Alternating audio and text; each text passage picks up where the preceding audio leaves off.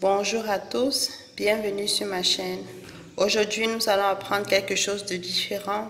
Nous allons apprendre à dresser un plat.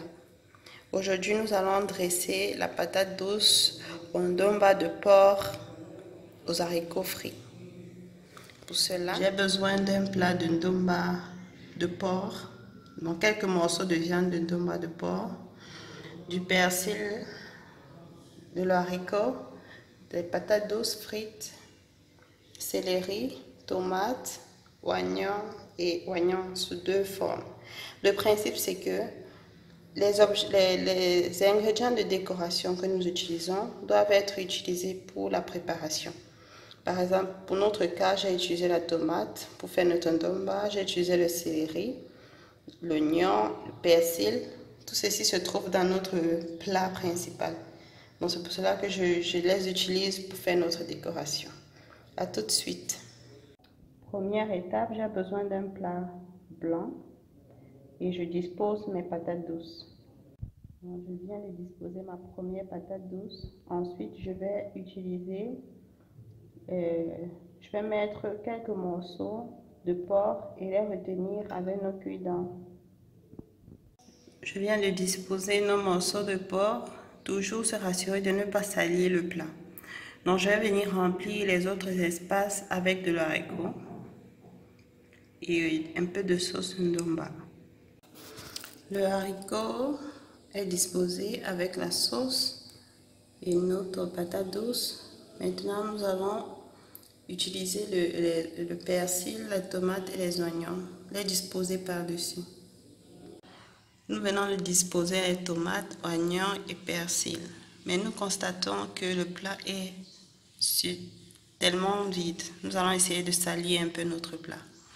N'oublions pas que le repas, c'est la vue, l'odorat. Notre plat est prêt.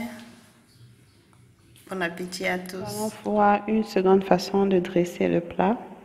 Pour cela, nous disposons au fond de notre plat deux tomates, deux lamelles de tomates et la tranche de patate douce.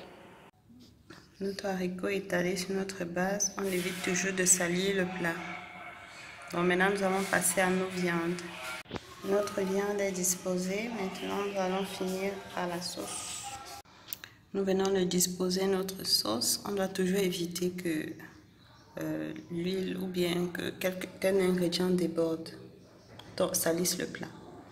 Donc maintenant, nous allons finir avec les oignons, le céleri et le persil pour donner un peu de décoration supplémentaire.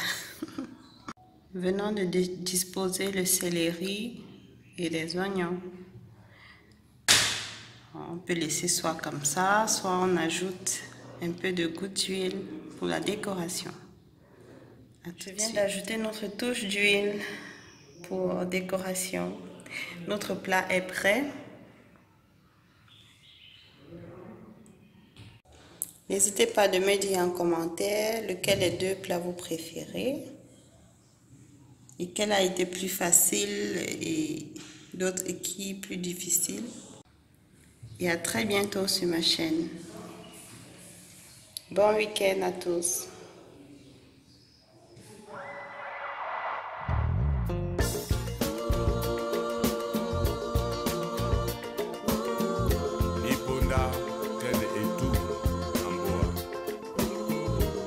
Mboa etanyali ambakaena